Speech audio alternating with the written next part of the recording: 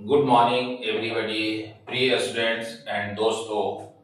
Current affair में फरवरी 2026 में एक बहुत ही इम्पोर्टेंट समझौता हुआ है और यह नॉर्थ ईस्ट से संबंधित है, नागालैंड से। और देखिएगा नागालैंड जो है, नागालैंड में कुछ क्षेत्र है जिसका काफी वहाँ के समुदाय जो थे वह विरोध कर रहे थे। कौन से समुदाय हैं जो इसका विरोध कर रहे हैं? और नागालैंड 5 फरवरी 2026 को नागालैंड में एक नया समझौता किया गया जिसमें 3 लोग शामिल हैं, केंद्र सरकार, नागालैंड की सरकार और एक आपको है संगठन है। उन तीनों ने मिल करके एक समझौता किया है और वह समझौता करने पर जो निष्कर्ष आया, समझौता में बताया गया है कि अधिक से अधिक स्वायत्तता दिया गया है आपको उत्तरी पूर्वी क्षेत्र को। क्यों दिया गया है? क्योंकि जब नागालैंड राज्य बनाया जा रहा था 1963 में, तो उस क्षेत्र के लोगों का आरोप है क्या कि नागालैंड के उत्तरी क्षेत्र पर विकास पर कम ध्यान दिया गया, जिसके कारण नागालैंड जो होगा पिछड़ चुका है उत्तरी क्षेत्र। उसके विकास के लिए वहां एक संगठन है जो काम कर रहा है, जो इसी से जुड़ा हुआ है।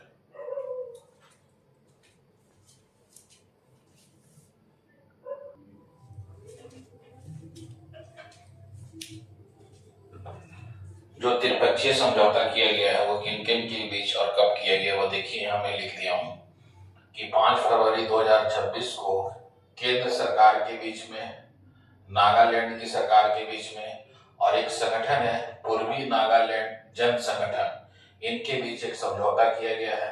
और यह नागालैंड का आपको चित्र देखिए, नागालैंड में टोटल जो है 12 जिला है और यह पूर्वी नागालैंड जन संगठन है। इन्हीं का आरोप है कि दक्षिण के क्षेत्र में नागालैंड में काफी विकास हुआ है, लेकिन उत्तरी क्षेत्र में इसका विकास नहीं के बराबर हुआ है। और ये नागालैंड में टोटल जो है यह 12 जिले हैं, जिसमें 6 जिले में इन लोग का आरोप है क्या कि इनका विकास नहीं हो पाया है। इसलिए यहाँ आपको है नागालैंड को स्वायत्तता मिलना चाहिए, उत्तरी नागालैंड को।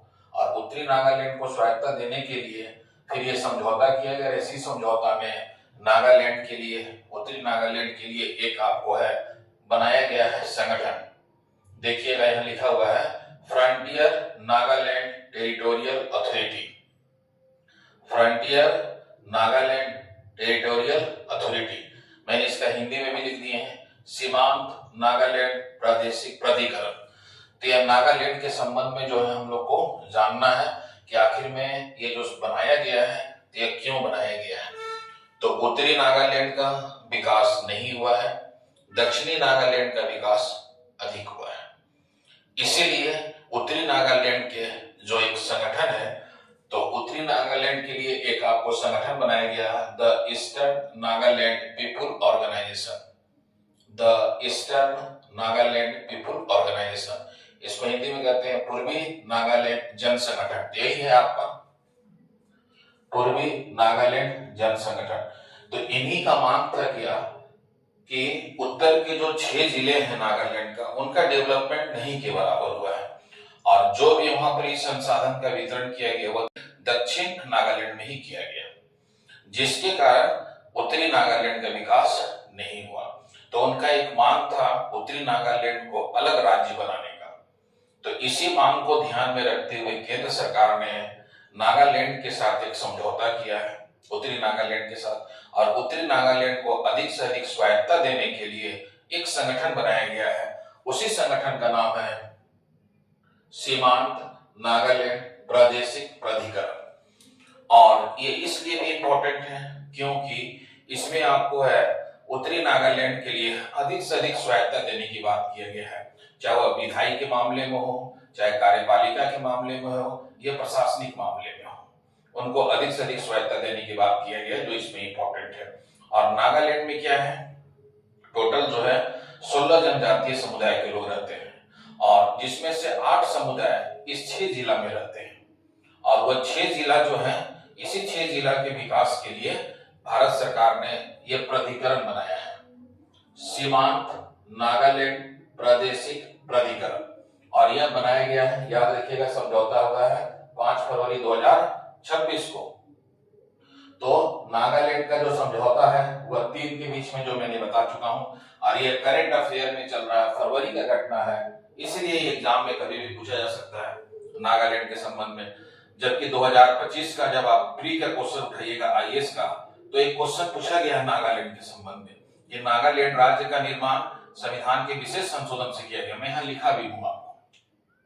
तो इसीलिए ये जो समझौता किया गया है, अभी मेंस का एग्जाम होगा, प्री का एग्जाम होगा, तो ये क्वेश्चन पूछा जा सकता है उत्तर पूर्वी के लिए। क्यों?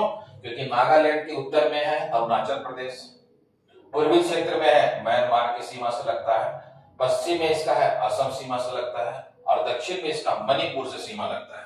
तो इसीलिए यह नागालैंड का जो उत्तरी क्षेत्र है उसके लिए विशेष प्रावधान किया है भारत सरकार ने, जिनको प्रशासनिक क्षेत्र में स्वायत्ता दिया गया है, कार्यपालिका के क्षेत्र में दिया गया है, और विधायिका के क्षेत्र में उनको कुछ इंडिपेंडेंस दिया गया है। और वो इंडिपेंडेंस क्या है कि कोई ना कोई राज्यपाल के द्वारा एक आपको प्राधिकारी बनाए जाएंगे, एक आपको है चीफ बनाया जाएगा, और वो चीफ के द्वारा ही उत्तरी नागालैंड के विकास को ध्यान में करेंगे। तो इसमें आप याद रखें, खास करके 6 जिले के संदर्भ में ये बातें कहा गया है, और जबकि 8 समुदायों का एक संगठन है, और उसी संगठन का नाम है पूर्वी नागालैंड जन संगठन। तो यह नागालैंड का जो समझौता है, यह मेन मुद्दा यही आपको है कि उत्तरी नागालैंड को अलग स्वायत्ता, अलग राज्य देने की बात को हटा करके अब वहां कर दिया गया क्या कि उनको अधिक से अधिक स्वायत्ता दे दिया गया, अधिक से अधिक उनको अधिकार दिया जाएगा, ताकि उत्तरी नागालैंड का अधिक से अधिक विकास हो। तो मेन समझौता का आप याद रखिएगा, 2 चीजें जरूर याद रखिएगा, एक कौन सा प्राधिकरण बनाया गया है और किनके भी समझौता हुआ है। अच्छा, नागालैंड राज्य कब बना है? 1 दिसंबर 1963 को गठन किया गया नागालैंड राज्य का। और इसके लिए कौन सा संशोधन किया गया था?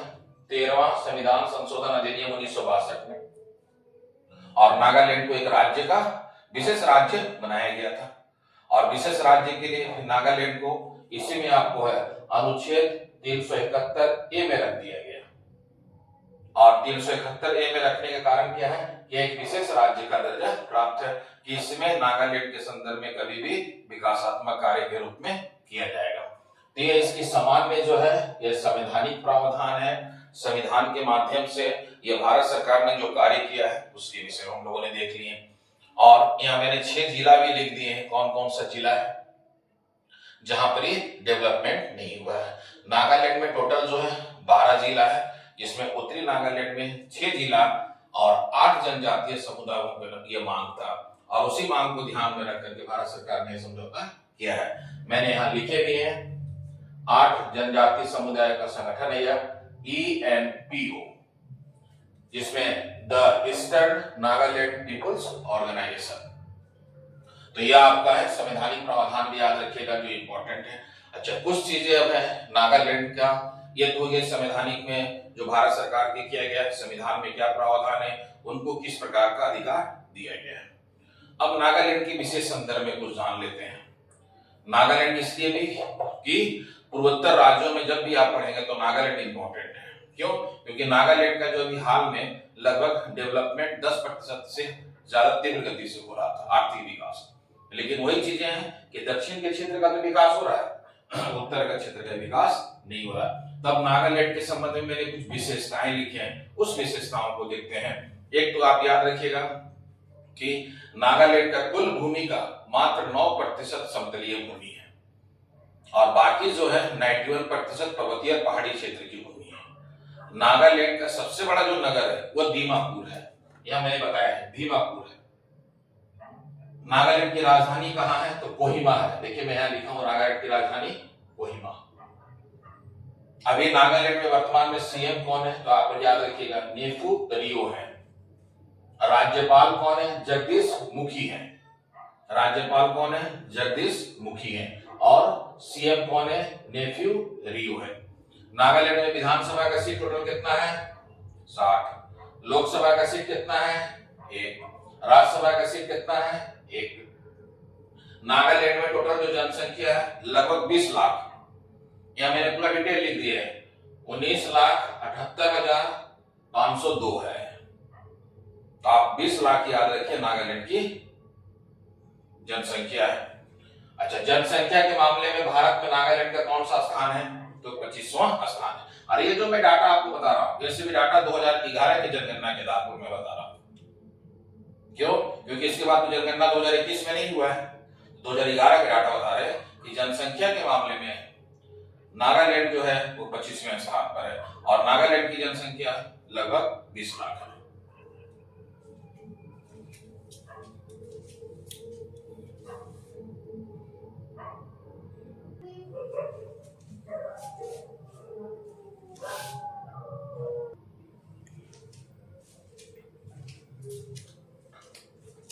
तो नागालैंड की विशेषताएं हम लोग देख रहे थे। पहले तो आप याद रखिएगा नागालैंड राज्य कब बना है? तो 1 दिसंबर 1963 को बना है और नागालैंड जो बना है वो भारत का 16वें राज्य था। ये भी आप याद रखेंगे कि भारत के 16वें राज्य के रूप में नागालैंड बना है। अब नागालैंड की मैंने बोला क्या कि नागालैंड की राजधानी कोहिमा हो गया, सीएम नेफ्यू रियो हो गया, राज्यपाल जगदीश मुखी हो गए, विधानसभा का सीट 60 हो गया, लोकसभा का सीट 1 हो गया, राज्यसभा का सीट 1 हो गया। जनसंख्या मैंने बताया 19,78,502 है। क्षेत्रफल आप याद रखिएगा, क्षेत्रफल के मामले में भारत में वो 26वें स्थान पर है। आपको है 16,579 वर्ग किलोमीटर इसका क्षेत्रफल है। अच्छा, नागालैंड का सबसे उच्चतम कौन सा प्लेस है? तो सरामती पर्वत है, याद रखिएगा कौन? सरामती पर्वत 3,826 मीटर है, 3,826 मीटर है। घनत्व कितना नागालैंड का है? प्रति घनत्व कितना है? 119 किलोमीटर प्रति व्यक्ति घनत्व है। साक्षरता कितना है? 79.55% है साक्षरता। राजभाषा क्या है? तो अंग्रेजी है। और जनजाति अपने विशिष्ट रीति रिवाजों, भाषाओं, धर्म, पोशाक के रूप में प्रसिद्ध है और यहाँ लगभग में बहुसंख्यक जो जनसंख्या वो ईसाई है। तो आप इसमें याद रखिएगा, ये इंपॉर्टेंट है। कभी भी एग्जाम में यह क्वेश्चन पूछा जाएगा तो मैं नागालैंड की विशेषता ही बता दिए, लेकिन जो समझौता मेन आपको याद रखिएगा वो मेंस में क्वेश्चन आ सकता है। क्यों? क्योंकि इससे पहले नागालैंड के संबंध में मेंस में क्वेश्चन आ चुका है, आईएएस के मेंस में। ये प्री अभी एग्जाम हो सकता है, ये क्वेश्चन पूछ सकता है। इसमें प्रावधान भी थोड़ा आप याद रखिएगा कि वहां जो है जो किसके किसके बीच में हो रहा है और जो उत्तरी नागालैंड है उसके विकास के लिए कौन सा काम है। तो आप याद रखिएगा जो सबसे इंपॉर्टेंट है पूर्वी नागालैंड जन संगठन है और उसी के द्वारा जो है यह पूरी जो आपको समझौता में मुख्य भूमिका उसी के द्वारा निभाया गया। तो यह नागालैंड के संबंध में था और नागालैंड पूर्वोत्तर भारत का एक महत्वपूर्ण राज्य भी है और यह 13वां संविधान संशोधन आप याद रखिएगा 2025 में यह क्वेश्चन पूछा है आईएएस के पेपर में भी। इसलिए ये इंपॉर्टेंट है, करंट अफेयर में चल रहा है और करंट अफेयर के संदर्भ में आप इसे याद रखेंगे। ऑल द बेस्ट, जय हिंद, जय भारत।